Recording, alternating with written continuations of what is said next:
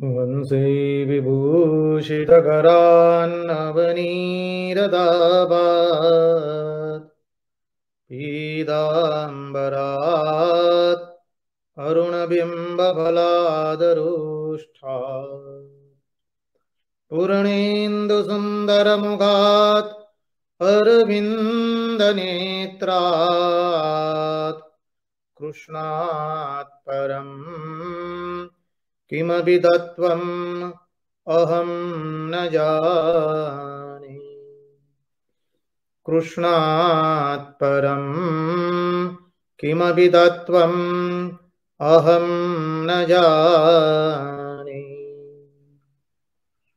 वृन्दावनेश्वरि तवैव पदारविन्दम् प्रेमामृतैकमकरन्द रसौगपूर्णम् हृदयपदं मधुपदे स्मरतापमुग्रम् निरवापयत् परमशीतलमाश्रयामि। निरवापयत् परमशीतलमाश्रयामि। स्वस्ति श्री गणेशाय नमः। श्री सरस्वत्यै नमः। श्री गुरुभ्यो नमः। नारायणं नमस्कृत्यं नरं चैव नरोत्तमं देवीं सरस्वतीं व्यासं ततो जयमुदीरये। ॐ स्थापकाय च धर्मस्य सर्वधर्मस्वरूपिणे अवतारवरिष्ठाय रामकृष्णाय ते नमः। कृष्ण कन्हैया लाल की जय। भक्तवत्सल भगवान की जय।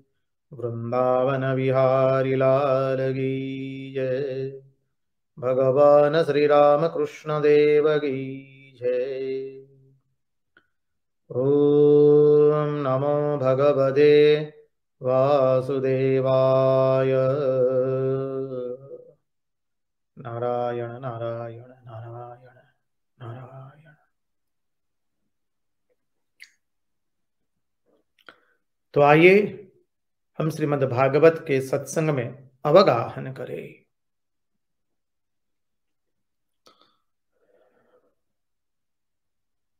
पिछले सत्संग में हमने चिंतन किया था कि श्रीमद् भागवत का यह प्रथम स्कंद 19 अध्यायों का है। प्रथम 3 अध्याय सूतजी एवं शौनक आदि ऋषियों के बीच का संवाद है उसमें। बाकी के 3 अध्याय में नारद जी एवं व्यास ऋषि के संवाद है और 13 अध्याय में सूत जी एवं शुकदेव जी एवं परीक्षित राजा के उपाख्यान का वर्णन है। शुकदेव जी एवं परीक्षित राजा के उपाख्यान का वर्णन है। इस तरह से 19 अध्याय होते हैं। श्रेष्ठ वक्ता, मध्यम वक्ता और दूसरे वक्ता। देखिए, महाप्रभु वल्लभाचार्य जी बताते हैं अपनी सुबोधिनी में भी, सूत जी एवं शौनक आदि ऋषियों का जो संवाद है वो धर्म विषयक संवाद हुआ, धर्म संवाद है। उपासना संवाद है नारद जी एवं व्यास ऋषि का, और श्रेष्ठ संवाद है शुकदेव जी भगवान एवं परीक्षित राजा का। श्रेष्ठ वक्ता सुखदेव जी भगवान, श्रेष्ठ श्रोता परीक्षित राजा। सुखदेव जी ने एक ही बार कथा की, दूसरी बार कथा नहीं की है। परीक्षित राजा ने एक ही बार भागवत सुनी और उनको मुक्ति प्रदान हो गई है। श्रेष्ठ वक्ता एवं श्रेष्ठ श्रोता शुकदेव जी एवं परीक्षित राजा है। मध्यम वक्ता नारद जी एवं व्यास ऋषि है। व्यास ऋषि में अभी भी जगत के कल्याण करने की किंचित मात्र भावना रही है, और सूत जी एवं सौनक आदि ऋषि, उनके बीच का जो संवाद है धर्म विषयक संवाद है। ये 3 प्रकार के श्रोता वक्ता बताए गए। तो सूत जी एवं सौनक आदि ऋषि का वर्णन हमने चिंतन किया था। सूत जी वक्ता है, शौनक आदि ऋषि श्रेष्ठ ब्राह्मण है, उनका कुल श्रेष्ठ है, उनका ज्ञान भी श्रेष्ठ है। फिर भी भागवत की कथा सुन रहे हैं सूत जी के मुख से, उनको संपूर्ण आदर देकर के उनको आसन पर बिठाया है, व्यासासन पर बिठा करके। और सूत जी का तो काम ही यह है, जहां कहीं पर यज्ञ होता हो वहां पुराण की कथा वो सुनाते हैं, उनकी आजीविका के रूप में है। नारद जी एवं व्यास जी, तो व्यास जी ने वेदों का 4 भाग में विभाजन भी किया, ब्रह्मसूत्र की रचना की, महाभारत की रचना की, 17 पुराण की रचना की है। फिर भी उनके मन में संतोष नहीं है। देखिए, हमारा धर्मशास्त्र बताता है, बहुत सुंदर सिद्धांत है, हम उसका ध्यान पूर्वक श्रवण करें। धर्म का अनुसरण करने से आत्मतुष्टि होनी चाहिए, और जो कर्म करने से आत्मग्लानि हो वो कर्म नहीं करना चाहिए। जो हमारा धर्म है उसका पालन करने से हमें आत्मतुष्टि होनी चाहिए। यदि आत्मतुष्टि नहीं हुई है तो हमारे धर्म के पालन में कहीं कहीं कुछ बाकी रह गया है, हमने धर्म का पालन यथारीति नहीं किया है।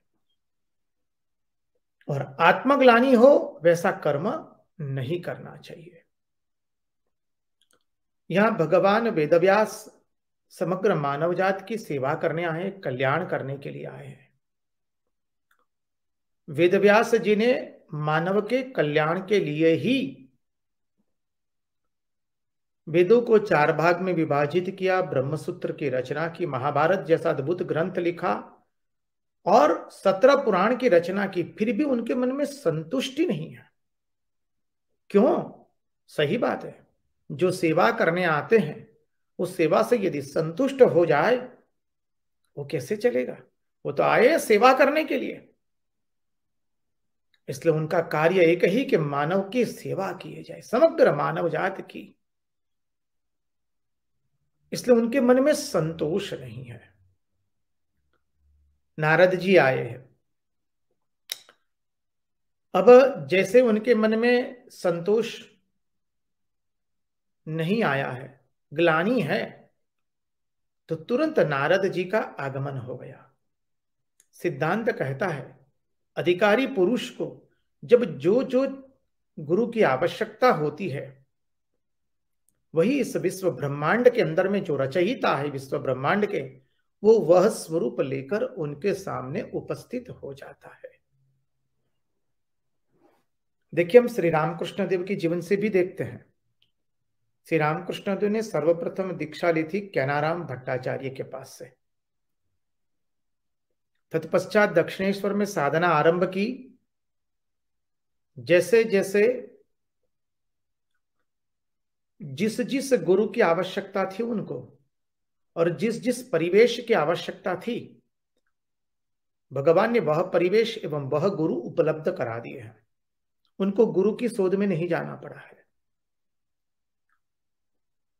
जो अधिकारी पुरुष होते हैं उनको जब जो चीज की आवश्यकता, जो गुरु की आवश्यकता होती है, भगवान स्वयं उस गुरु के रूप में आकर के उनको उपदेश देते हैं। श्री रामकृष्ण देव को पंचवटी में साधना करनी है एकांत में, तो उसके लिए बाड़ बनानी है। तो हमने देखा है कि गंगा नदी के अंदर में, गंगा जी के अंदर में मनी कुलाड़ी से लेकर कांटों की झुंड सब कुछ आ गया। एकदम भगवान ने सब रेडी करके रख दिया उनके लिए, बस वो लेकर के उन्होंने बाड़ बना दी और अपनी साधना आरंभ कर दी। जब भैरवी ब्राह्मणी की आवश्यकता होती है तंत्र साधना करवाने के लिए, तो भैरवी ब्राह्मणी आ जाती है, 64 तंत्रों की साधना करवाई। जब तंत्र साधना पूर्ण हो गई तो अद्वैत वेदांत की साधना करवाने के लिए यही जगत नियंता तोतापुरी को भेज देते हैं।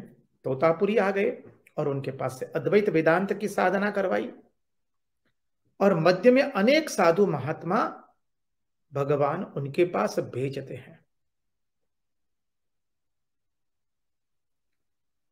तो यह बात हुई कि जब अधिकारी पुरुष को जिसकी आवश्यकता होती है, ये विश्व ब्रह्मांड के रचयिता वो स्वयं उस रूप धारण करके या उस अधिकारी के पुरुष को भेज देते हैं उनके पास। तो व्यास जी के मन में असंतोष जगा है, तो नारद जी को भेजा है। और नारद जी ने कहा कि आपने बुद्धि से बहुत सारे ग्रंथ लिखे, धर्म का निरूपण किया है, बोले अब आप समाधि लगाइए और समाधि में जो भगवान के लीला का दर्शन करेंगे, उसके वो दर्शन करके आप श्रीमद् भागवत की रचना कीजिए।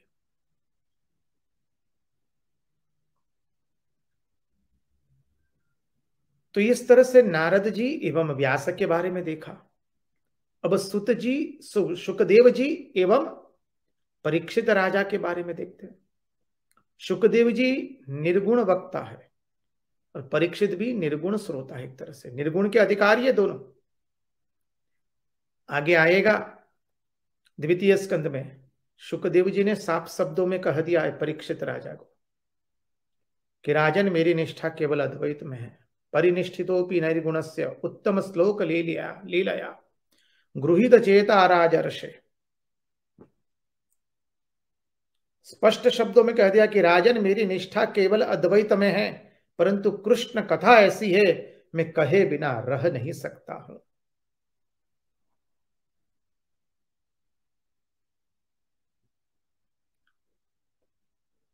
तो अब सुखदेव जी और परीक्षित राजा, परीक्षित का वंश पवित्र है।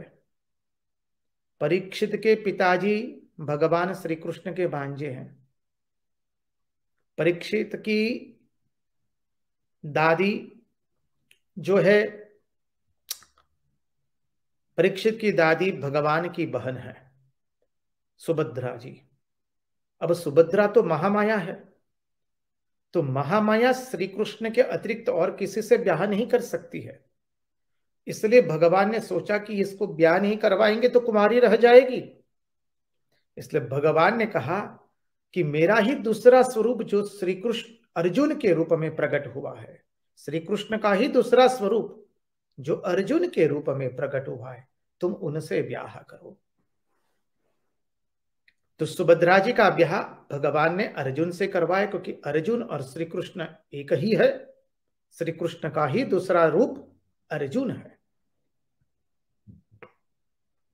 उनकी मां उत्तरा कितनी पवित्र है। जब अश्वत्थामा ने ब्रह्मास्त्र चलाया तो उत्तरा और किसी की शरण में नहीं गई है, सीधी भगवान के शरण में गई है। उनकी दादी जो थी द्रौपदी, वो भी पवित्र है। परदादी कुंती, वो भी अत्यंत पवित्र है। उसने तो कह ही दिया, विपदः सन्तु न शश्व तत्र तत्र जगद गुरो भवतो दर्शनम यत् स्यात् अपुनर्भव दर्शनम। उनके पिता अभिमन्यु भांजे थे श्री कृष्ण के। दादाजी स्वयं श्री कृष्ण का दूसरा रूप है। ऐसे पवित्र वंश में परीक्षित राजा का जन्म हुआ है और जिनकी रक्षा भगवान ने स्वयं गर्भ में ही की थी। यह बात हम समझिए। यह है स्वयं परीक्षित, और परीक्षित जिन्होंने कली पर विजय प्राप्त किया है, चक्रवर्ती सम्राट है। बड़े बड़े राजा उनके चरण में आकर सब भेंट अर्पण करते हैं। ऐसे चक्रवर्ती सम्राट परीक्षित राजा। तो शौनक आदि ऋषियों ने कहा कि वो क्यों सब कुछ छोड़ छाड़ करके गंगा जी के किनारे बैठ करके भागवत कथा सुनने बैठे। क्यों 7 दिन के बाद उन्होंने अपना शरीर त्याग कर दिया, क्योंकि महात्माओं का जीवन तो दूसरे के लिए ही होता है। स्वामी विवेकानंद कहते हैं ना, दे alone live who live for others. वही लोग जीते हैं जो दूसरों के लिए जीते हैं। तो महात्मा तो स्वयं के लिए नहीं जीते हैं, महात्मा तो दूसरों के लिए जीते हैं। तो परीक्षित जैसे महात्मा, उन्होंने 7 दिन के बाद शरीर त्याग क्यों किया?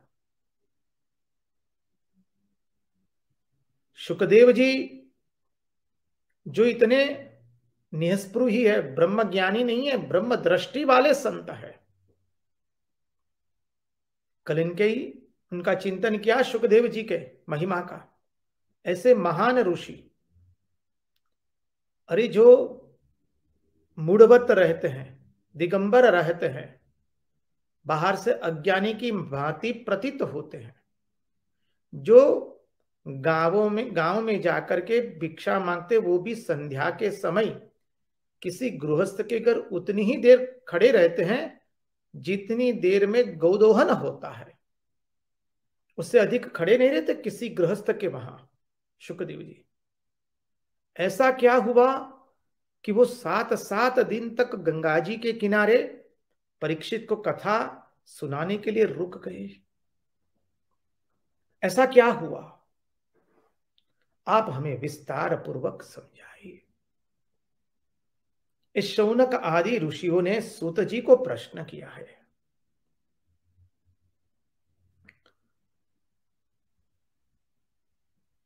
अब देखिए,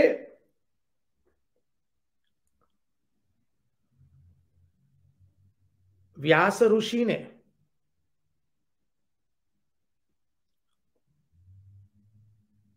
वेदों का 4 भाग में विभाजन तो किया।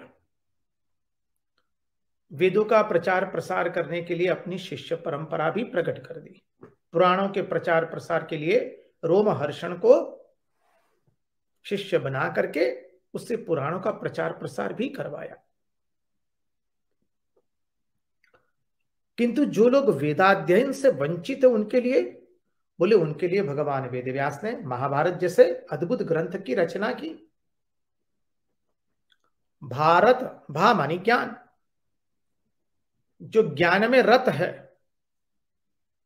और जिससे ज्ञान प्रकट होता है, वो ग्रंथ, उसका नाम है महाभारत। महाभारत के अंदर में कौरव पांडवों दोनों मुख्य पात्र के रूप में आते हैं। ये महाभारत का युद्ध हम सबके मन में होता है, सबके घर में होता है। हमारी दुष्ट प्रवृत्तियां जो है, दुष्ट विचार है, वो कौरव है। शुभ पवित्र विचार जो है वो पांडव है। हमारे सभी के मन में ये शुभ विचार एवं अशुभ विचार के मध्य में एक भयंकर युद्ध चलता रहता है।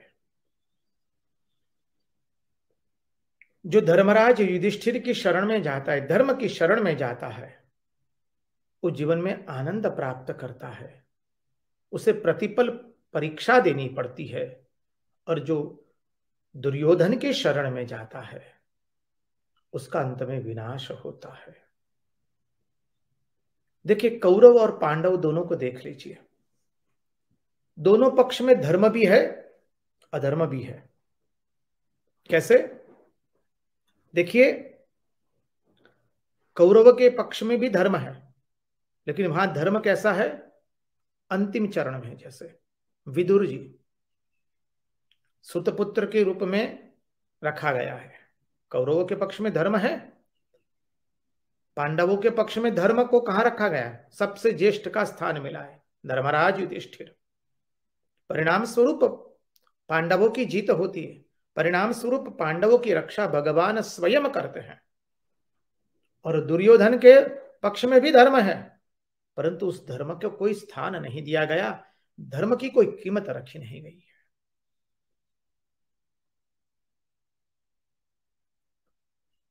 धर्म और अधर्म, उसकी लड़ाई हमारे मन में सतत चलती रहती है। दुर्योधन ने कह दिया, जानामि धर्मम न च मे प्रवृत्ति, जानामि अधर्मम न च मे निवृत्ति। श्री कृष्ण धर्म क्या है मुझे मालूम है, लेकिन मैं उसमें प्रवृत्त नहीं हो सकता हूं। अधर्म क्या है वो मैं जानता हूं, लेकिन उससे मैं निवृत्त नहीं हो सकता हूं।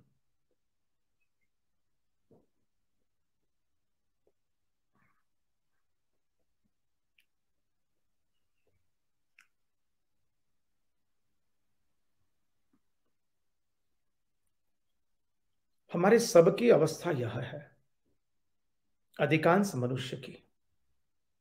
हमें क्या करना चाहिए वो हम जानते हैं, लेकिन हम कर नहीं पाते हैं। और किससे हमें निवृत्ति लेनी चाहिए वो भी हम जानते हैं, लेकिन निवृत्ति कर नहीं पाते हैं। अशुभ विचारों से, अपवित्र कर्मों से, अपवित्र चिंतन से हमें निवृत्त रहना है, लेकिन कर नहीं पाते हैं। और प्रतिपल भगवान नामस्मरण करना है, हम जानते हैं, लेकिन पालन नहीं कर पाते हैं। सत्य का पालन करना हम जानते हैं, लेकिन अनुसरण नहीं कर पाते हैं। सत्यम वद धर्मम चर, हम जानते, बचपन से सिखाया गया है, लेकिन पालन नहीं कर पाते हैं। यहां पर भागवतकार यही बात कहते हैं।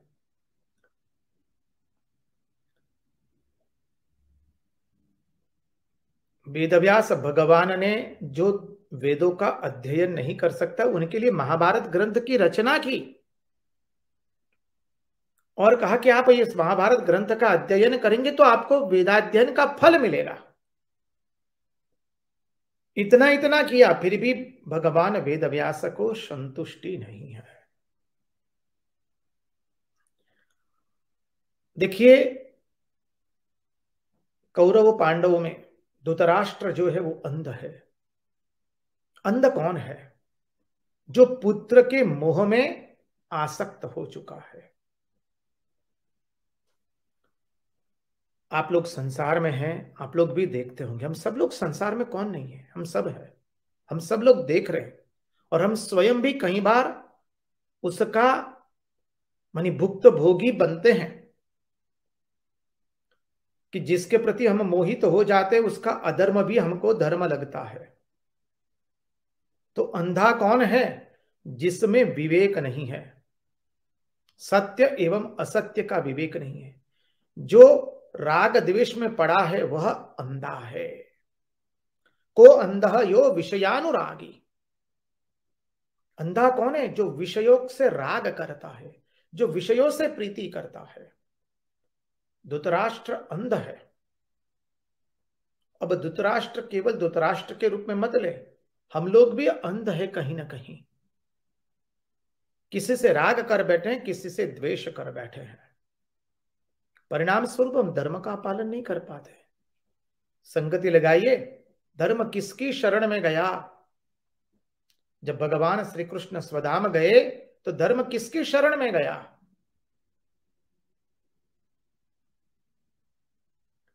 तो बोले धर्म हमारे हृदय में तो राग द्वेष बैठा, इसलिए हम धर्म का पालन कैसे कर पाएंगे?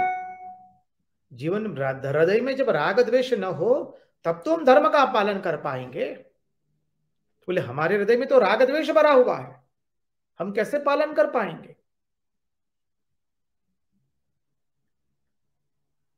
इसलिए अंधा कौन है? जो राग द्वेष से युक्त है, जो अपने संतान, प्रियजन, आत्मीयजन, स्वजन के मोह में ग्रसित हो चुका है, वही अंधा है। इसलिए भागवतकार यहां पर कहते हैं कि धर्म एवं अधर्म की लड़ाई अनादिकाल से चली आ रही है। धर्म है तो अधर्म रहेगा ही। केवल धर्म रहेगा अधर्म नहीं रहेगा ऐसा नहीं हो सकता है। सिक्के की दो बाजू होती है, सुख और दुख। इसलिए हमें सुख दुख, ज्ञान अज्ञान, धर्म अधर्म, जन्म मृत्यु, उससे परे जाना है। जब तक द्वंद्व में है तब तक शांति नहीं है। जब द्वंद्वों से परे जाएंगे तब हमारे मन को शांति प्राप्त होगी। इसलिए कहा दुर्योधन अधर्म का स्वरूप है, कलयुग का स्वरूप है, और धर्मराज युधिष्ठिर धर्म का स्वरूप है। और धर्म की मर्यादा में रह करके धर्मराज युधिष्ठिर कार्य करते हैं। इसलिए भागवत बताता है इतने इतने ग्रंथों का, महाभारत जैसा सुंदर ग्रंथ रचा, वेदांत के अधिकारियों के लिए ब्रह्मसूत्र की रचना की। अरे वेदांत, वेद का सार ही पुराणों में कह के बता दिया। पुराण इसलिए रचना की कि बोले जो वेद में जो अद्भुत तत्व है, उपनिषदों का अद्भुत सत्य, सरल सहज भाषा में आम जनता को समझ में आए, उसके लिए पुराणों की रचना कर दी। फिर भी व्यास जी को शांति नहीं है, और व्यास जी को जब अशांति हो रही है तब व्यास जी अपने दुख का कारण बाहर नहीं ढूंढते हैं, व्यास जी अपने दुख का कारण भीतर ढूंढते हैं कि मुझसे कोई धर्म पालन में कोई त्रुटि तो नहीं रह गई है, मुझे असंतोष क्यों है। महात्मा लोगों को जब दुख होता है तो उसका कारण वो भीतर ही ढूंढते हैं, स्वयं में ढूंढते हैं, बाहर नहीं ढूंढते हैं। अब यहां पर एक छोटा सा चिंतन कर ले। जो व्यास जी ने अद्भुत धर्म प्रकट किया ब्रह्मसूत्र से, महाभारत से, 17 पुराणों से, तो बोले वो धर्म का निरूपण किया है, अभी तक परम धर्म का निरूपण नहीं किया है। धर्म और परम धर्म में पार्थक्य है। धर्म क्या है? जो स्वयं को पालन करके उसका फल हम स्वयं भुगतते हैं। परंतु परधर्म क्या है? परधर्म समग्र, परधर्म कैसे पालन किया जाता है? बोले भगवान के नाम का श्रवण करके, भगवान के कथा का श्रवण करके, भगवान के गुणों का चिंतन करके, भगवान की लीला कथाओं का चिंतन करके परधर्म का अनुसरण किया जाता है। परम धर्म का, परधर्म का नहीं, क्षमा कीजिए, परम धर्म का अनुसरण किया जाता है। तो धर्म एवं परम धर्म दो में पार्थक्य है। धर्म है त्वम पदार्थ प्रधान, तत्त्वम असि। तो धर्म क्या है? त्वम पदार्थ प्रधान। अभी तक व्यासदेव ने जो धर्म का निरूपण किया वो त्वम पदार्थ धर्म है, परम धर्म का निरूपण नहीं किया है। बोले अब तुम तत्पदार्थ की प्रधानता से परम धर्म का निरूपण करो। नारद जी ने कहा अभी तक आपने जो भी ग्रंथों की रचना की वो बुद्धि की मर्यादा में रख करके की है, अब आप हृदय की भावना से श्रीमद् भागवत की रचना कीजिए जो परम धर्म है।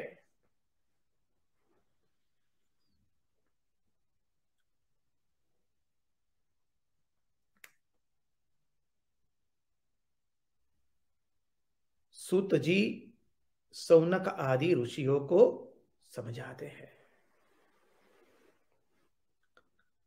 जब नारद जी भगवान वेदव्यास के पास आते हैं तो वेदव्यास कहते हैं मेरी क्या त्रुटि रह गई है वो मुझे आप बताइए। महात्मा लोग समझाते हैं जीवन में यदि सुखी होना है तो ये 3 चीज हमारे जीवन में आ जाएगी तो हम सुखी हो जाएंगे। वह 3 चीज क्या है? दूसरे के दोष नहीं देखेंगे, दूसरे के पाप कर्म का दर्शन नहीं करेंगे, और दूसरे के पाप कर्म का चिंतन नहीं करेंगे, उच्चारण नहीं करेंगे। दोष देखेंगे तो स्वयं के। मां शारदा देवी कहती है ना कि यदि शांति चाहो तो दोष किसी के मत देखो, दोष देखो स्वयं के। तो जब हम स्वयं के दोष देखेंगे तब हमारी उन्नति का द्वार खुलता है। हम मानव सभी लोग ऐसे हैं, हम स्वयं के दोष देखने के लिए तैयार नहीं होते हैं। मनुष्य जब स्वयं के दोष देखने के लिए प्रस्तुत हो जाए तो समझना है कि उसकी उन्नति का द्वार अब खुला है।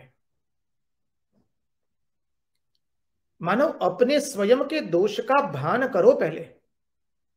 दूसरे को दोष देखने से कुछ मिलने वाला नहीं है। दूसरे के पाप कर्म को देखने से कुछ मिलने वाला नहीं है।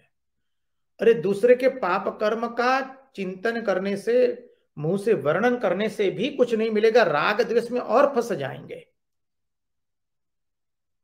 अब फंसना है तो बोले भगवान की कथा में फंसो। इसलिए महात्मा लोग सावधान करते हैं कि अपने स्वयं के दोष का भान करो। व्यास जी ने कहा नारद जी को, आप मेरे दोषों का भान कराइए, क्यों मेरे में ऐसा असंतोष हुआ है। तब नारद जी ने कहा, ये आपने मानवजात के कल्याण के लिए इतने सुंदर ग्रंथों का निर्माण तो किया, लेकिन वो सब ग्रंथ बुद्धि की मर्यादा में आपने लिखे हैं। अब हृदय की भावना से श्रीमद् भागवत का वर्णन कीजिए।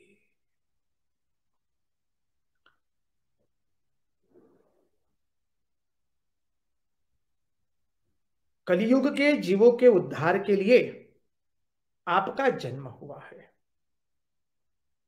आपका अवतार कार्य अभी परिपूर्ण नहीं हुआ है जब तक श्रीमद् भागवत ग्रंथ की रचना नहीं करते हैं। नारद जी कहते हैं व्यास ऋषि को, जब तक मनुष्य भगवत प्रेम में उन्मत्त नहीं होता है तब तक उसके ज्ञान की सिद्धि नहीं होती है। उसके ज्ञान की सिद्धि तभी होती है जब वो भगवान के प्रेम में उन्मत्त बनता है, भगवान के गुणों का चिंतन करता है, भगवान के लीला कथा का वो श्रवण करता है।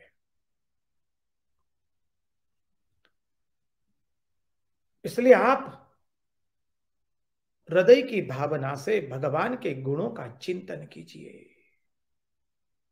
आपने योग और आत्मा अनात्मा का और ज्ञान की बातें अनेक लिखी है। कलियुग में जीव जो है वो भोगी बनने वाले हैं, उनकी वृत्ति भोग परायण रहेगी। और व्यास ऋषि ने आज से 5000 वर्ष बाद क्या अवस्था होने वाली वो दर्शन करके कलियुग का वर्णन किया है। 12वां स्कंद में कलियुग का वर्णन आता है। उस वर्णन में हम देखेंगे आज जो हो रहा है वो सब कुछ भगवान वेद व्यास वर्णन कर चुके हैं, क्योंकि उन्होंने दर्शन करके लिखा। वो त्रिकालज्ञ है, तीनों काल का ज्ञान है उनके लिए, भूत भविष्य वर्तमान ऐसे भाग नहीं है, वो देख करके लिख रहे हैं। तो कहते हैं जो धर्म परमात्मा के प्रति भक्ति पैदा करे, परमात्मा के प्रति प्रेम पैदा करे, उस धर्म का आप निरूपण कीजिए, परम धर्म का। उस ज्ञान का निरूपण कीजिए जिस ज्ञान से परमात्मा के श्री चरणों में भक्ति आए। उस ज्ञान प्रकट कीजिए जिस ज्ञान से अत्र तत्र सर्वत्र परमात्मा का दर्शन करे। उस योग का वर्णन कीजिए जिस योग से परमात्मा के साथ मिलन हो सके, जीव एवं परमात्मा का मिलन हो सके। आप उस दृष्टि से अभी अद्भुत इस ग्रंथ का निर्माण कीजिए। नारद जी ने अनेक विधि रीत से व्यास ऋषि को भागवत ग्रंथ का निर्माण करने के लिए प्रेरणा दी है। और हम सब लोग जानते, आगे आएगा द्वितीय स्कंद में चतुश्लोकी भागवत के अंदर में नारद जी ने व्यास ऋषि को पूरी भागवत दे दी, और उसी व्यास ऋषि ने उस चतुश्लोकी भागवत को 18,000 श्लोक में वर्णन किया है। कलियुग में मनुष्य ऐसे होने वाले हैं कि मनुष्य में संतोष एवं धैर्य नहीं होगा, इंद्रिय संयम नहीं होगा, मनुष्य की दृष्टि केवल अर्थ एवं काम पर रहेगी। कल जो चिंतन किया था,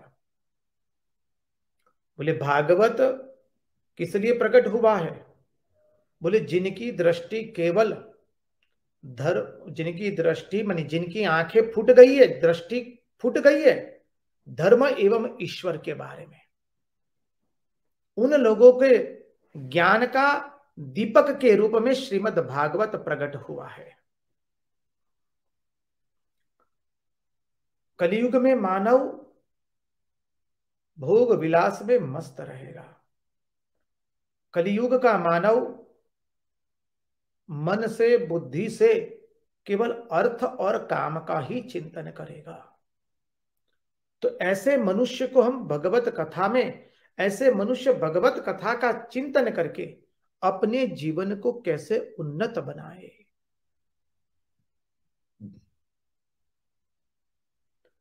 सूत जी, शौनक आदि ऋषियों का भी संवाद चल रहा है, उसमें यह प्रश्न भी आया है। इसलिए सूत जी कहते भी है, हे शौनक आदि ऋषि सुनिए, द्वापर के अंत में व्यास ऋषि का जन्म हुआ है, पराशर ऋषि से। अब आप सब लोग जानते हैं पराशर ऋषि कितने महान तपस्वी थे। एक बार नदी पार कर रहे हैं तो मत्स्य कन्या नाव चला रही है। पराशर ऋषि मोहित हुए मत्स्य कन्या के ऊपर में। पराशर ऋषि ने संबंध के लिए प्रस्ताव रखा है। मत्स्य कन्या ने कहा, महाराज सूरज के सूर्योदय के अंदर में यह कार्य संपन्न नहीं हो सकता है। पराशर ऋषि अपने तपस्या के बल से सूरज को ढक देते हैं। अब यह संपूर्ण जो घटना है, ये जो अद्भुत लीला है भगवान की, उसका थोड़ा दर्शन करें। स्वामी विवेकानंद बहुत सुंदर समझाते हैं, महात्माओं का पतन इसलिए होता है समाज के कल्याण के लिए। पराशर ऋषि इतने महान ऋषि, उनका कभी किसी के ऊपर मोहित होना संभव है? बिल्कुल नहीं है। लेकिन यदि मोहित नहीं होते तो हमको भागवत नहीं मिलता, क्योंकि मोहित नहीं होते तो व्यास ऋषि का जन्म नहीं होने वाला था। भगवान को व्यास ऋषि प्रकट करवाने हैं, इसलिए महात्मा का इस तरह से मोहित होना, वो लीला की करवाई है भगवान ने। महात्माओं का पतन भी समाज के कल्याण के लिए होता है। हम सामान्य व्यक्ति का पतन किसी के कल्याण के लिए नहीं होता है, हमारा पतन पतन ही होता है। लेकिन महात्माओं का पतन समाज के कल्याण के, मानव जात के कल्याण के लिए होता है। देखिए भागवत में अनेकों जगह प्रसंग आता है दुर्वासा ऋषि का। दुर्वासा मुनि है, सब लोग जानते, बहुत क्रोध करते हैं। अरे भगवान की अद्भुत लीला है। भगवान की लीला एक होती है, उसके अर्थ अनेक होते हैं। हम देखते हैं कि दुर्वासा मुनि अम्बरीश राजा के वहां गए, पारण करने में थोड़ा समय बचा था। दुर्वासा ऋषि ने कहा कि हम स्नान करके संध्या वंदन करके आते हैं, तब तक आप पारण की तैयारी कीजिए। अब अम्बरीश राजा देख रहे कि पारण द्वादशी में पारण करना हो, तब द्वादशी का समय बहुत अल्प बचा है, अभी तक दुर्वासा ऋषि आए नहीं और पारण नहीं हुआ तो एकादशी का व्रत भंग हो जाएगा। अम्बरीश राजा ने उसमें से तुलसी पत्र ले लिया और पारण कर लिया है दुर्वासा की आज्ञा के बिना। उतने में दुर्वासा ऋषि आते हैं, उनको पता चला तो अम्बरीश राजा पर क्रोधित होकर उन्होंने कृत्या छोड़ दी। अब जब अम्बरीश राजा पर कृत्या का प्रहार किया गया तो अम्बरीश राजा की रक्षा भगवान का सुदर्शन चक्र कर रहा है। यदि दुर्वासा मुनि कृत्या नहीं छोड़ते तो अम्बरीश राजा को पता ही नहीं चलता कि भगवान का सुदर्शन चक्र उनकी रक्षा कर रहा है। अरे दुर्वासा मुनि एक कृत्य नहीं करते तो भगवान के भक्तों की महिमा प्रकट नहीं होती। दुर्वासा मुनि तो भगवान की कितनी अद्भुत सेवा कर रहे हैं, जो भगवान की महिमा को उजागर कर रहे हैं। वही दुर्वासा मुनि के पीछे सुदर्शन चक्र पड़ा। दुर्वासा मुनि ब्रह्मा जी के पास गए, विष्णु के पास गए, महादेव जी के पास गए, शिव जी के पास, सभी देवताओं ने मना कर दी। भगवान विष्णु ने कह दिया, हम भक्त पराधीना ही अस्वतंत्र इवद्वीज साधुबीर ग्रस्त हृदयो भक्त भक्त जन प्रिय।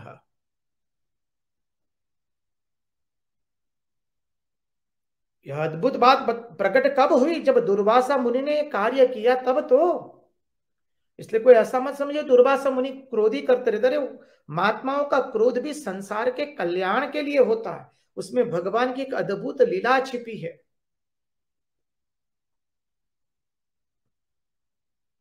ये सामान्य लीला नहीं है।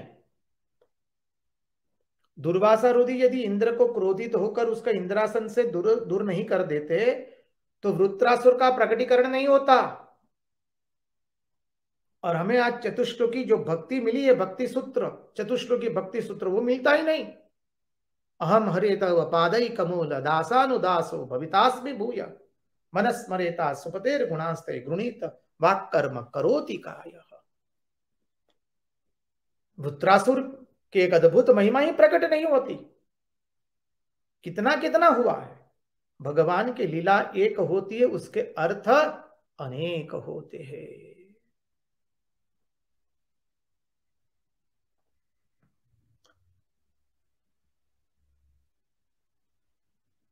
अब यहां पर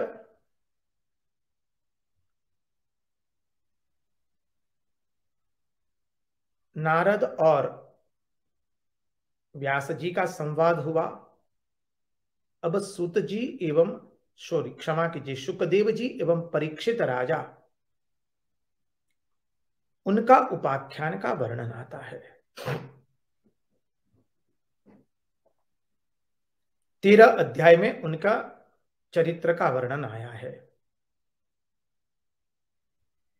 इस चरित्र में अद्भुत प्रसंग का वर्णन है।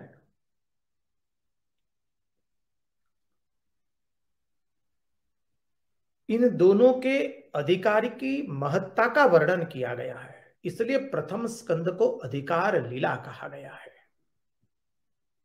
प्रथम स्कंद अधिकार लीला क्यों है कि दोनों के अद्भुत अधिकारित्व का प्रतिपादन किया गया है। शुकदेव जी कितने महान हैं और परीक्षित राजा कितने महान हैं। चक्रवर्ती सम्राट सब कुछ छोड़ करके बैठे हैं। देखिए महात्मा किसे कहते हैं। महात्मा के पास दोनों आते हैं, चक्रवर्ती सम्राट भी आकर के बैठा है और दरिद्र से दरिद्र भी आता है। तो महात्मा कहता है दरिद्र को, देखो तुम दुख के अभाव में अपने आप को कोस रहे हो, रो रहे हो। हमारे पास तो पहनने के लिए लंगोटी भी नहीं है अभी, फिर भी हमें किसी का अभाव नहीं है। तो तुम अपने दुख के अभाव में, अपने पास वस्तु न होने के अभाव में दुखित क्यों हो। अपने पास सांसारिक सुख न होने के कारण तुम दुख क्यों हो। विषयों की प्राप्ति न होने के कारण दुखी क्यों हो तुम। महात्मा लोग दरिद्र को समझाते हैं, और जो धनी लोग हैं, श्रीमंत लोग हैं, वो भी महात्मा के चरणों में बैठते हैं। तो महात्मा उपदेश देते हैं, देखो तुम्हारे पास संसार के सुख भोग के सब साधन हैं, सब विषय भोग तुमने किए हैं, लेकिन तुम्हारे मन को शांति नहीं है, तुम्हारे जीवन में आनंद नहीं है। आओ तुम उस सब का त्याग करो और भगवान की कथा में अपना मन को लगाओ। महात्मा दरिद्र को भी कहते आओ तुम सर्वस्व का त्याग करके अपने मन को भगवान की कथा में लगाओ। श्रीमंत को भी कहते आओ तुम सर्वस्व का त्याग करो, क्योंकि तुम्हारे पास सब कुछ है, फिर भी तुम्हारे मन में शांति नहीं, आनंद नहीं है। तो शांति और आनंद बोले बाहर नहीं है, शांति और आनंद तो भीतर में है, परमात्मा के मन में है, परमात्मा की कथा में है, परमात्मा की कथा का श्रवण करने में है। इसलिए अपने मन को परमात्मा की कथा से जोड़ो। जो दिन दुखी होकर के आता है अर्थ के अभाव में, विषयों के सुख के अभाव में, महात्मा उसे भी कहते हैं देखो विषय भोग से शांति नहीं मिलने वाली है। अर्थोपार्जन करोगे, करना है, आवश्यक है, परंतु उससे सुख नहीं मिलने वाला है। सुख तो केवल तुम्हें भगवान की कथा में मिलेगा। और महात्मा के पास दोनों बराबर है, श्रीमंत चक्रवर्ती सम्राट और दरिद्र से दरिद्र, क्योंकि महात्मा सब में वही सर्वभूत को ही देखते हैं। हम सर्वभूतानां हृद्देशेर्जुन तिष्ठति भ्रामयन् सर्वभूतानि यंत्रारूढ़ानि मायया। अहम सर्वेषु भूतेषु भूतात्मा अवस्थितः सदा तमवज्ञाय मां मर्त्यः कुरुतेर चा विडंबनम। तो महात्मा कहते, महात्मा किसे कहते हैं? जिसके पास दोनों, श्रीमंत एवं दरिद्र दोनों आकर के शांति प्राप्त करते हैं। क्यों? क्योंकि महात्मा भगवान की कथा के अतिरिक्त और कुछ नहीं कहते हैं। ये जो अधिकार का वर्णन किया, देखिए अधिकारी के वर्णन में देखिए, परीक्षित राजा, उनको जब पता चला कि आज से उनके 7वें दिन तक्षक नाग काटने से उनकी मृत्यु होने वाली है, तो उन्होंने ऋषि कुमारों को वंदन किया है और कहा कि आपने बहुत बड़ा उपकार किया है मुझ पर। मुझे पता चला कि मेरी मृत्यु 7 दिन के बाद होने वाली है। अरे आपने मुझे 7 दिन का समय दिया है। मैं ऋषि कुमार को बहुत वंदन करता। वो चाहते तो मैं तुरंत मर जाऊं, ऐसा वरदान दे सकते थे, लेकिन उन्होंने मुझे 7 दिन का समय दिया है। मेरे पास अभी भी 7 दिन है, मैं मेरी मृत्यु को सुधारूंगा। परीक्षित राजा मृत्यु को टालने नहीं बैठे हैं, मृत्यु को सुधारने के लिए बैठे हैं। हम सबको अपनी मृत्यु को सुधारना है। मृत्यु को कोई टाल नहीं सकता है, और मृत्यु को कभी टालने की कोशिश भी नहीं करनी चाहिए।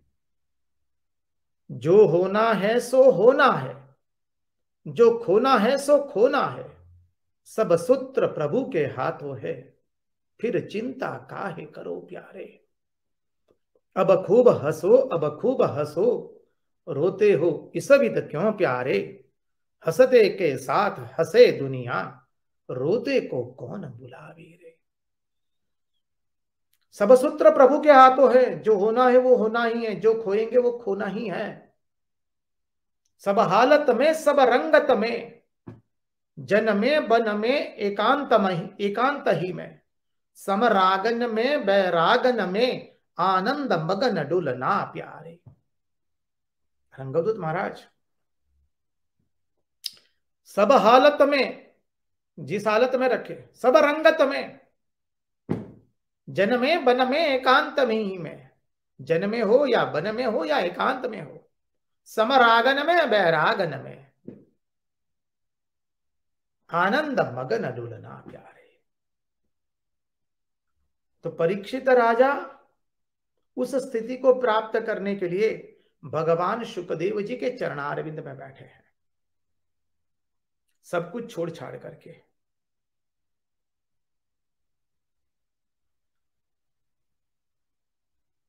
जैसे पहले देखा कि सूत जी एवं शौनक आदि ऋषियों का संवाद धर्म विषयक संवाद है। नारद जी एवं व्यास ऋषि का संवाद जो है उपासना विषयक है। शुकदेव जी एवं परीक्षित का संवाद तत्व विषयक है, आत्म विषयक है, उस परम तत्व की प्राप्ति के लिए है। इसलिए सूत जी भी कहते हैं, देखिए मैं वहां पर उपस्थित था, वो कथा जितनी मैंने ग्रहण कर पाया हूं उतनी मैं आपको सुनाऊंगा। ऐसा नहीं कहा कि मैं जितना सुना है वो आत्मा आपको सुनाऊंगा, जी ना, मैंने जितना ग्रहण कर पाया हूं मैं उतना मैं आपको सुनाऊंगा निश्चिंत रूप से। अब आगे के प्रसंग में यहां पर बहुत सुंदर आता है, नारद जी के जन्म की कथा आती है, नारद जी का वृतांत आता है भागवत के अंदर में। क्योंकि हम अभी चेष्टा कर रहे हैं भागवत के प्रत्येक स्कंद के एक एक अध्याय से थोड़ा दर्शन करते जाए, उस अध्याय को स्पर्श करते करते हम भागवत के चिंतन करें तो आनंद आएगा। आप सब लोगों ने बहुत बार अभी सप्ताह कथा तो सुनी है, संक्षिप्त में अनेक बहुत कुछ सुना है आपने। हम इतना भी विस्तार नहीं करेंगे और इतना संक्षिप्त भी नहीं करेंगे। हमारी इच्छा रहेगी हम भागवत का प्रथम स्कंद के प्रत्येक अध्याय को, प्रत्येक स्कंद के प्रत्येक अध्याय को स्पर्श करते करते आगे चले, तो एक सुंदर एक विस्तृत चिंतन होने का हमारा जो जीवन का उद्देश्य वो परिपूर्ण हो सके। भगवान की कथा आनंद से सुनेंगे।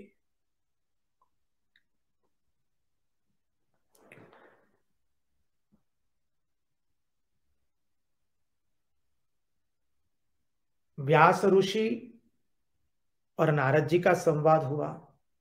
अब सुत जी और सौनक आदि ऋषियों का भी हुआ, और अब सुखदेव जी एवं परीक्षित राजा का संवाद होने वाला है।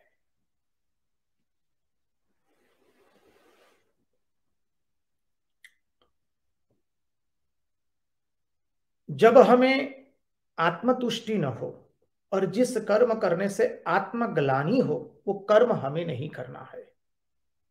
जिस धर्म का अनुसरण करने के बाद भी हमें आत्मतुष्टि न हो, तो समझना है कि उस धर्म में हमसे कोई क्षति रह गई है, उस धर्म के पालन में कोई कुछ त्रुटि रह गई है। और जब यह व्यास ऋषि ने समझा, तभी व्यास ऋषि के सामने अद्भुत भागवत प्रकट हुआ है। जब व्यास ऋषि आए तो क्षमा कीजिए, नारद जी आए तो व्यास ऋषि ने उनका यथोचित स्वागत किया है। देखिए, यथोचित स्वागत का अर्थ समझे हम लोग। अनेकों प्रकार से भगवान की पूजा होती है।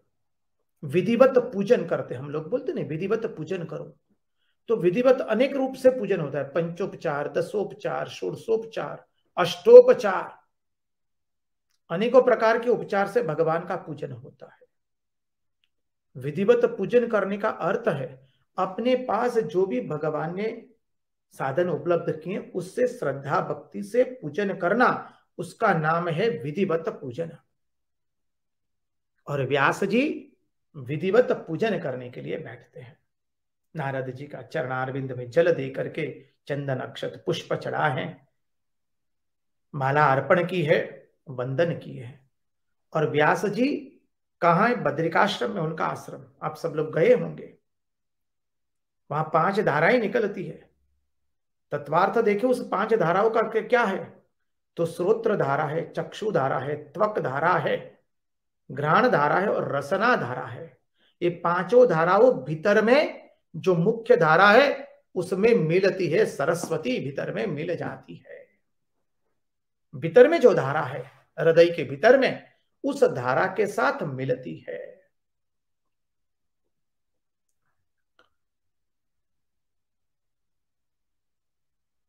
व्यास जी के पास आने के बाद व्यास जी ने उस चतुश्लोकी भागवत का 18,000 श्लोक में वर्णन किया, 12 स्कंद बनाए, 335 अध्याय बनाया।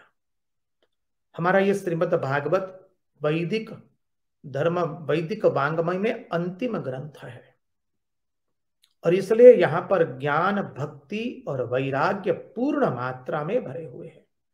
ये समस्त वेदों का सार है। और व्यास ऋषि ने समाधि में जो भगवान के अद्भुत लीलाओं का दर्शन किया है उसका अक्षर सह निरूपण किया है। और सुखदेव जी तोता बनकर के हमको सुना रहे हैं। तोता उतना ही बोलता है जितना उसको सिखाया गया है, अपनी ओर से कुछ जोड़ता नहीं है। सुखदेव जी ब्रह्म दृष्टि वाले संत है।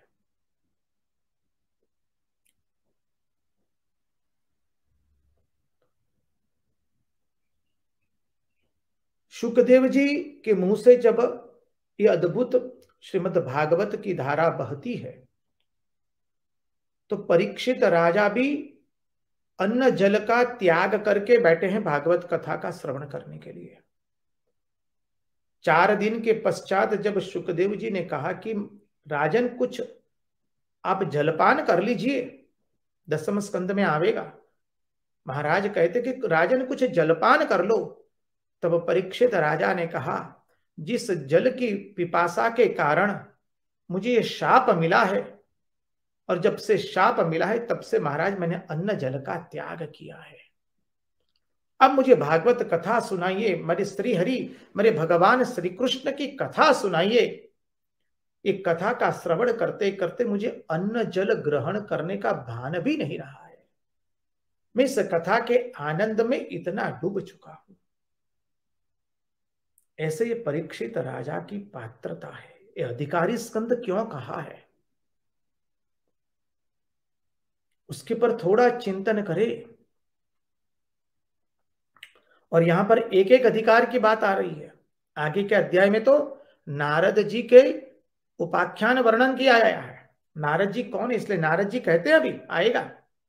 नारद जी ने व्यास ऋषि को कहा कि हे महामुने व्यास, आप मुझे ही देख लीजिए। मैंने जब भगवान की लीला कथाओं का वर्णन किया तो मैं तो पहले क्या था, एक सामान्य गंधर्व था।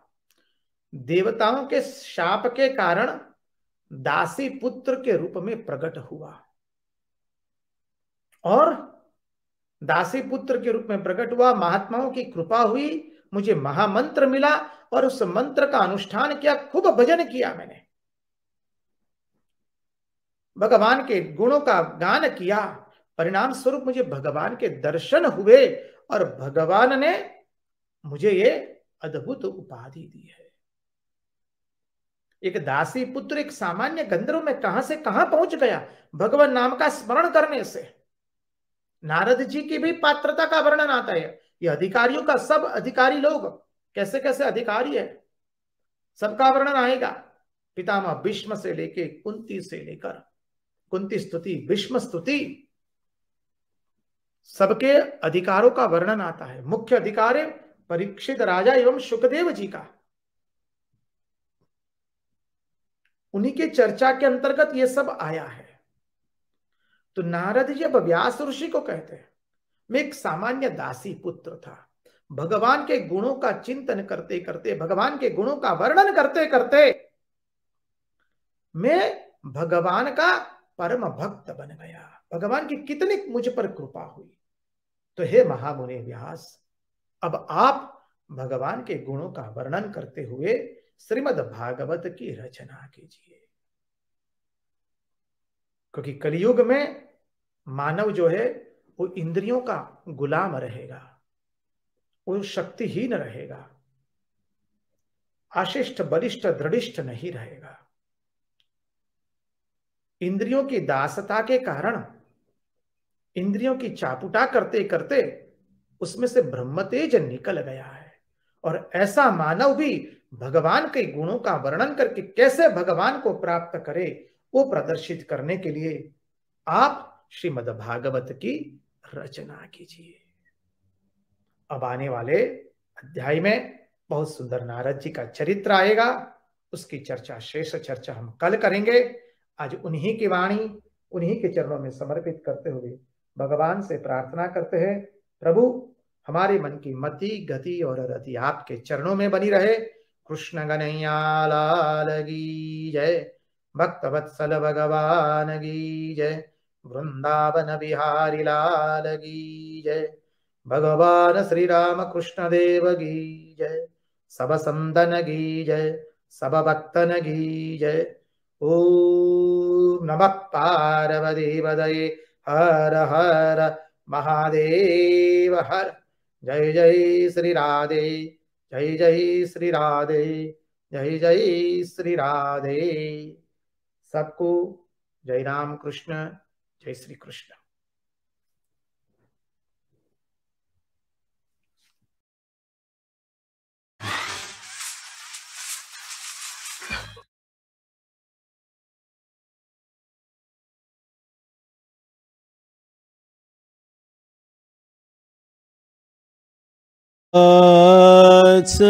चंडाला प्रतिहतरयो यस्य प्रेम प्रवाहो लोकातीतो प्यहनजहो लोककल्याणी मार्गम् त्रैलोक्येऽप्य प्रतिमा महिमा जानकी प्राण बंधो त्रैलोक्येऽप्य प्रतिमा महिमा जानकी प्राण बंधु भक्त्या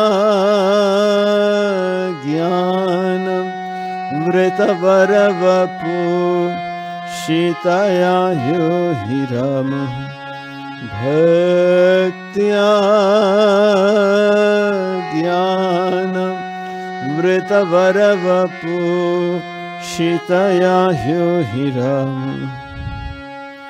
सबसे पहले भगवान श्री राम कृष्ण, माँ शारदा देवी, स्वामी विवेकानंद एवं भगवान श्री रामचंद्र के चरण में प्रणाम निवेदन करता हूँ। यहाँ के बड़े महाराज परम पूजनीय श्रीमद स्वामी निखिलेश्वर जी महाराज, यहाँ के सन्यासी ब्रह्मचारी और आप सभी के चरणों में प्रणाम निवेदन करता हूँ, क्योंकि आपके सभी के हृदय में भगवान श्री रामचंद्र वो माँ जानकी विराजमान है। हम सब मिलकर राम संकीर्तन करेंगे। राम सिया राम जय जय राम। राम सिया राम जय जय राम। राम सिया राम जय जय राम। हो मंगल भवन अमंगल हारी द्रवहु सुदशरथ अजेर बिहारी। राम सिया राम जय जय राम। राम हो जनक सुता जग जननी जानकी अतिशय प्रिय करुणा निधान की। राम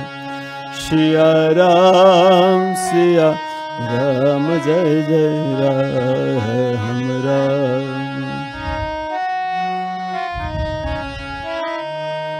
हो ताके जुगपद कमल मनावो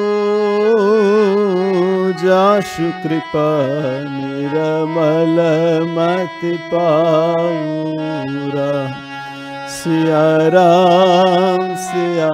राम जय जय राम। राम हो रघुकुल रीति सदा चली आई प्राण जाए पर बचनन जाई। राम सिया राम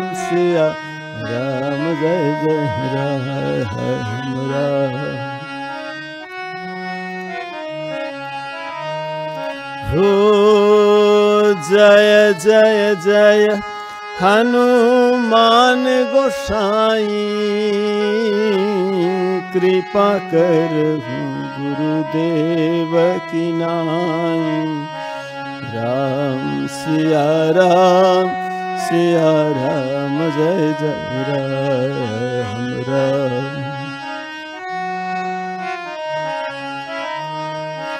हो सिया राममय सब जग जानी करहु प्रणाम जोरी जुग पानी।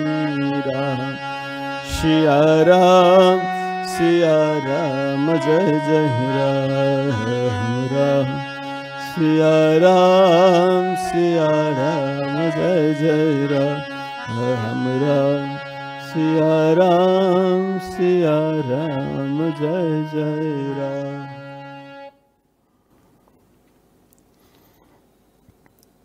हम लोग चर्चा कर रहे थे कि दशरथ राजा वशिष्ठ मुनि के पास गए और कहा कि आपकी कृपा से मुझे सब कुछ प्राप्त है, लेकिन अभी मैं बूढ़ापा मेरा आ गया, अभी तक संतान प्राप्ति नहीं हुई, आप कुछ उपाय कीजिए। तो वशिष्ठ मुनि ने कहा तुम धीरज धारण करो, तुम्हारे घर 4 पुत्र हो गए। धरहु धीर होई सुतचारी, त्रिभुवन विदित भगत भयहारी। कैसे पुत्र हो गए? त्रिभुवन विदित भगत भयहारी, उसको सब त्रिभुवन में विख्यात हो जाएंगे, वो भक्तों का भय हरण करेंगे। तो वशिष्ठ मुनि ने श्रृंगी ऋषि को बुलाया। ये श्रृंगी ऋषि कौन है? कहते कि एक विभाड़क मुनि थे। उन्होंने सोचा कि मेरा लड़का संसार में आसक्त न हो, तो उसने बचपन से उनको लड़के को लेकर वो जंगल में चले गए और जंगल में जाकर उसको वेद शास्त्र अध्ययन कराने लगे और उनको जब ध्यान भगवान का नाम। ऐसा उसने सोचा कि मेरा लड़का कभी स्त्री का मुख न देखे तो क्या है, कभी स्त्री में आसक्त नहीं होगा।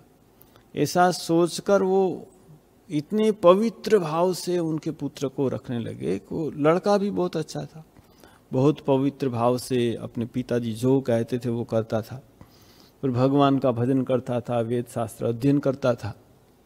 अभी क्या हुआ, वहाँ कहते हैं कि अंग देश में अकाल पड़ गया, बहुत सालों से बारिश नहीं हो रही।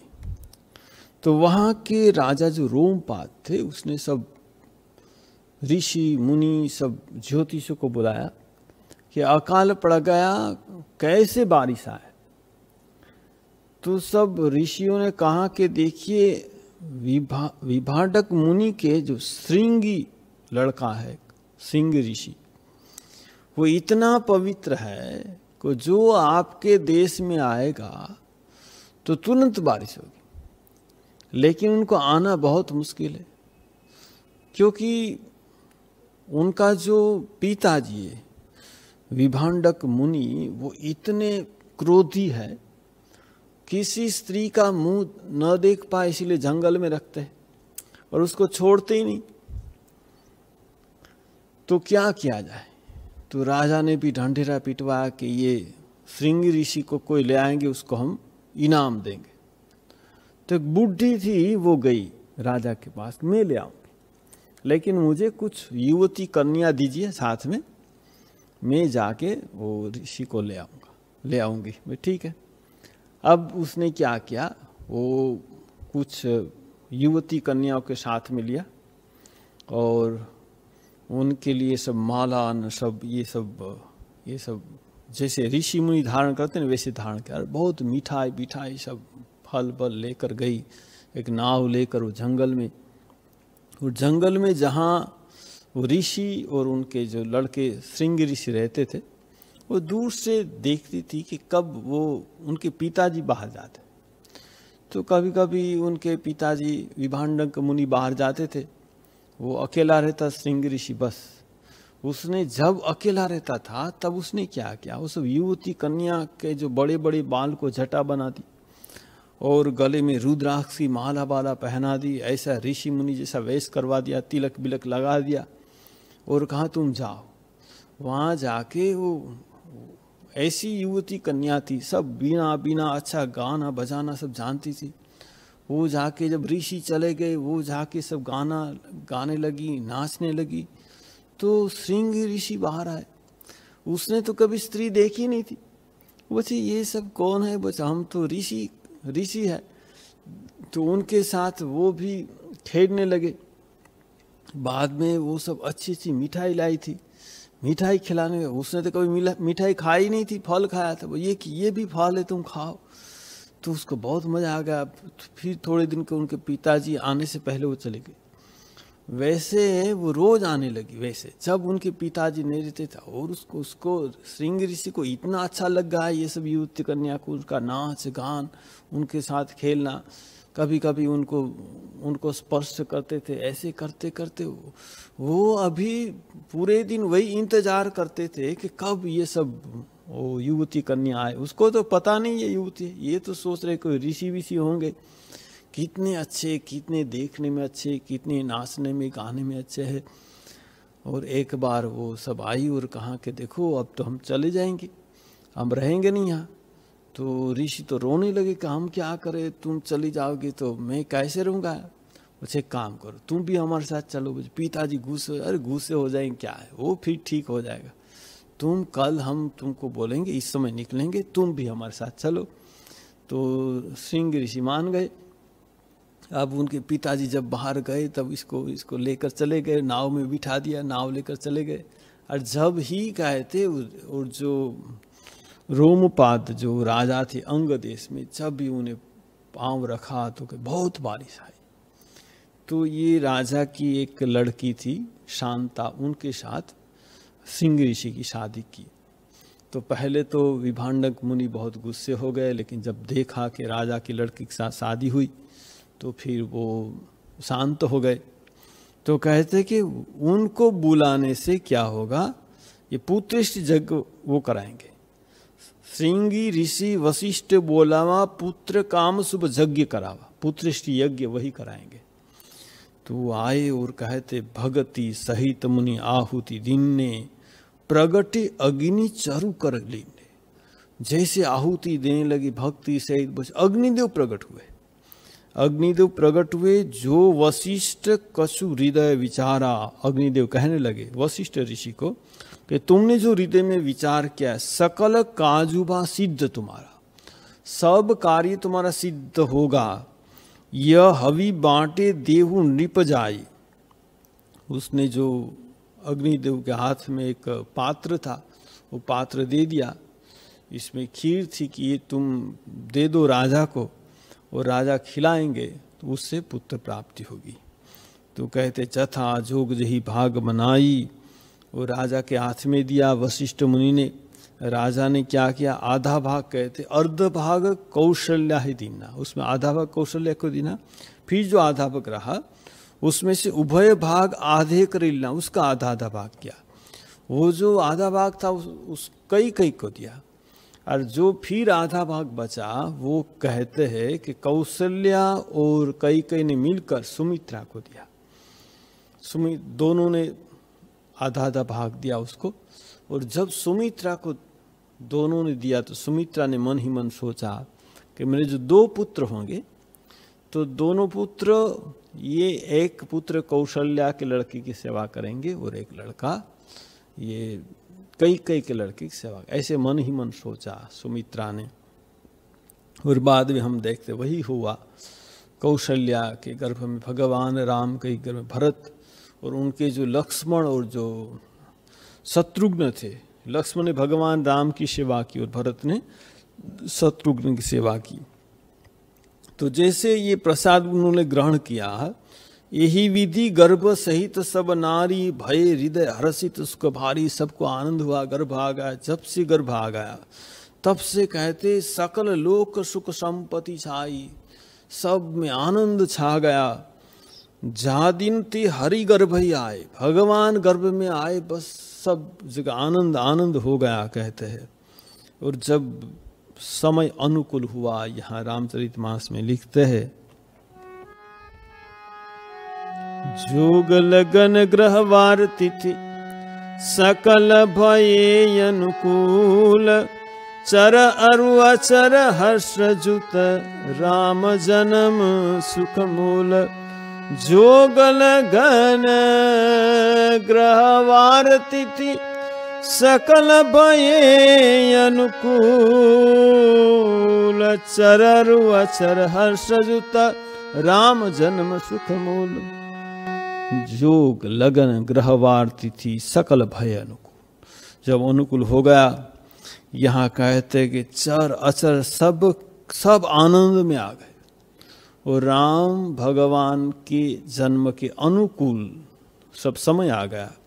यहाँ कहते हैं नवमी तिथि मधुमास पुनीता, शुक्ल पक्ष अभिजित हरिप्रीता, मध्य दिवस अति शीतन धामा, पावन काल लोक विश्रामा। शीतल मंद सुरभि बाबू, हर्षित सुर संतन मन चाहो, मन कुसुमित गिरि गण मनियारा। स्रवहि सकल सरितामृत धारा, सो अवसर बिरंची जब जाना। चले सकल सुर साज विमाना, गगन विमल संकुल सुर जूथा। गावहि गुण गंधर्व बरूथा, बरसै सुमन सुअंजलि साजी। गह गहि गगन दुदुम्भी बाजी, स्तुति करहि नाग मुनि देवा। बहुविधि लावहि निज निज सेवा, नवमी तिथि मधुमास पुनीता। चैत्र मास नवमी तिथि, शुक्ल पक्ष अभिजीत हरिप्रीता शुक्ल पक्ष था और अभिजीत नक्षत्र था। मध्य दिवस अति शीतन धामा। भगवान श्री राम का जन्म कब हुआ? दोपहर 12 बजे, मध्य दिवस। अति शीतन धामा, बहुत ठंडी भी नहीं थी, गर्म भी नहीं था। पावन काल लोक विश्रामा, पवित्र काल था, सब लोग के मन में विश्राम हो गया। शीतल मंद सुरभि वह वायु, सुंदर शीतल मंद सुगंधी वायु बहने लगी। हर्षित सुर संतन मन चाहू, सबका मन आनंद में आ गया। कहते वन कुसुमित गिरिगन मनिहारा, सब जितने वृक्ष थे वह फल फूल से आच्छादित हो गए। स्रवही सकल सरित्रामृत धारा, सब नदियों में अमृत जैसा पानी बहने लगा। सुअवसर बिरंची जब जाना, जब ब्रह्मा को पता लगा कि भगवान का प्रागट्य होने वाला है। चले सकल सुरसाज विमाना, सब देवता आकाश में विमान लेकर आ गए। गगन विमल संकुल सृजू था, गावहि गुण गंधर्व बहु था। गंधर्व गान करने लगे, अप्सरा नृत्य करने लगी। बरसे सुमन सुअंजलि साजी, आकाश से पुष्प की वृष्टि होने लगी। अगह गई गगन दुदुम्भी बाजी, दुंदुभी बजने लगी। स्तुति करती नाग मुनि देवा, बहुविधि लावहि निज निज सेवा। नाग मुनि देवता स्तुति करने लगे। और यहाँ कहते सुर समूह बिनती करी, पहुँचे निज निज धाम। सुर समूह बिनती करी, पहुँचे निज निज धाम। जग निवास प्रभु प्रगटे, अखिल लोक विश्राम। सुर समूह बिनती करी, पहुँचे निज निज धाम। जग निवास प्रभु प्रगटे, अखिल लोक विश्राम। देवता सब लोग स्तुति करने के बाद जब अपने धाम में पहुँचे, कहते जग निवास प्रभु प्रगटे, अखिल लोक विश्राम। भगवान श्री राम प्रकट हुए। यहाँ रामचरितमानस में लिखते हैं, भये प्रगट कृपाला दीन दयाला। कौशल्या हितकारी, हरषित महतारी। मुनि मनहारी, अद्भुत रूप विचारी। लोचन अभिरामा, तनु घन श्यामा। निज आयुध भुज चारी, भूषण वनमाला। नयन विशाला, शोभा सिंधु खरारी। भय प्रगट कृपाला दीन दयाला, भगवान प्रकट हुए। कौशल्या के इष्टदेव भगवान विष्णु थे। कहते हैं लोचन अभिरामा, तनु घन श्यामा। निज आयुध भुजचारी, शंख चक्र गदा पद्मचार आयुध धारण किए है। भूषण वनमाला, नयन विशाला। शोभा सिंधु खरारी, वनमाला पहने हुए है भगवान। नयन विशाले, शोभा सिंधु, शोभा के समुद्र है भगवान। खरारी, अच्छा यहाँ खरारी कहते भगवान को। खरारी का मतलब क्या है? खर असुर को भगवान ने नाश किया था। तो देखिए जन्म के समय भगवान को खरारी कहने का मतलब क्या है। यहाँ कहते हैं कि जब भगवान राम ने खर दूषण का वध किया, जब लक्ष्मण ने सुपर्णखा का नाक कान काट दिया, वो पहले खरदूषण के पास गए। खरदूषण 14,000 सैन्य को लेकर भगवान राम के साथ युद्ध करने के लिए आ गए। भगवान राम ने लक्ष्मण को कहा तुम चले जाओ गुफा में लेकर सीता को, मैं अकेला युद्ध करूंगा। अरे भगवान राम जब युद्ध कर रहे तो देखा कि ये सब राक्षस को मारे, गला काट रहे, फिर जुड़ता है, एक भी राक्षस मरता नहीं। कितनी बार भगवान ने मारा, कोई मरता नहीं। देवता लोग आकाश से देख रहे, अरे ये भगवान अकेले 14,000 ये सब राक्षस भगवान मारते, गला काटते, फिर जुड़ जाते, कोई मरता नहीं, क्या करेंगे। देवता को बहुत चिंता होने लगी कि भगवान राम कैसे उनको मारेंगे। भगवान राम को पता था इनकी मृत्यु कैसे होगी। यहाँ कहते हैं कि खरदूषण ने बहुत तपस्या की थी, ब्रह्मा के पास, ब्रह्मा के वर मांगा कि हम किसी से न मरे। देखिए राक्षस लोग चाहते हैं हम किसी से न मरे, हम दूसरों को मारे, ठीक है। तो ब्रह्मा ने कहा ऐसा तो नहीं होगा, मरना पड़ेगा, तुम बोलो कैसे मरोगे। तो खरदूषण ने कहा कि हम लोग जो आपस में परस्पर युद्ध करेंगे तो मरेंगे, वरना नहीं मरेंगे। उसने सोचा था हम क्यों आपस में युद्ध करें, हम तो दूसरों को ही मारेंगे, आपस में कभी युद्ध नहीं करेंगे। उसने निश्चय किया था। अब भगवान राम को पता है कि ये मेरे मरने से नहीं मरेगा, ये तो आपस में युद्ध होगा तभी मरेंगे। तो भगवान राम ने क्या किया, एक युक्ति बनाई। भगवान राम ने जितने सब राक्षस थे सबको राम बना दिया, सब राम बन गए। अब जैसे राम बन गए, वो तो सामने, अरे मेरे सामने राम खड़ा है, मारो मारो, बस आपस में सब लड़ते रहे तो मर गए। देखिए भगवान श्री राम का जन्म क्यों हो रहा है। यहाँ कहते शोभा सिंधु खरारी, भगवान श्री राम सबको राम बनाना चाहते। हमारे सबके हृदय में राम, भगवान श्री राम का आविर्भाव हो, भगवान राम का जन्म का हेतु वही है, सब राम बन जाए, सब में राम प्रतिष्ठित हो जाए। तो यहाँ इसीलिए तुलसीदास जी कहते हैं कि भूषण वन माला नयन विशाला, शोभा सिंधु खरारी, कई दुई कर जोरी अस्तुति तोरी, कही विधि करो अनंता। दो हाथ जोड़कर स्तुति करे माँ कौशल्या कि मैं आपकी कैसे स्तुति करूं। आपकी स्तुति तो माया गुण ज्ञाना तीत अमाना, वेद पुराण भनंता, वेद से अतीत आप सब है। करुणा सुख सागर सब गुणागर, जेय गावे श्रुति संता। श्रुति पुराण संत सब गाते हैं आपका गुण, आप करुणा सुख के सागर है।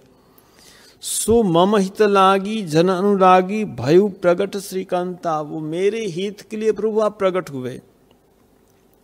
यहाँ माँ कौशल्या कहती है कि ब्रह्मांड निकाया निर्मित माया, रोम रोम प्रति वेद कहे, मम उर्सोवासी यह उपहासी, सुनत धीरमति थिर रहे। जो जिसके रोम रोम में ब्रह्मांड है वो मेरे गर्भ में थे, ऐसा जो कोई किसी को पता लगेगा सब हंसेंगे कि ये कैसे हो सकता है। मम उर्सोवासी यह उपहासी, सुनत बचन स्थिर रहे, सब उपहास करेंगे। अरे भगवान इतने ब्रह्मांड के नायक वो कैसे गर्भ में रह सकते हैं, हृदय में उर में रह सकते हैं। उपजा जब ज्ञाना प्रभु मुस्काना, चरित बहुत विधि किन्नी चाहिए। भगवान ने बताया कि तुम लोगों ने पिछले जन्म में तपस्या की थी, इसीलिए मैं आपके पुत्र के रूप में जन्म ले रहा हूँ। माता ने कहा कि ये रूप त्याग कीजिए, ये शंख चक्र गदा पद्म वाला, आप शिशु रूप धारण कीजिए। तब यहाँ कहते हैं माता पुनि बोली सोमति डोली, तजहु तात यह रूपा,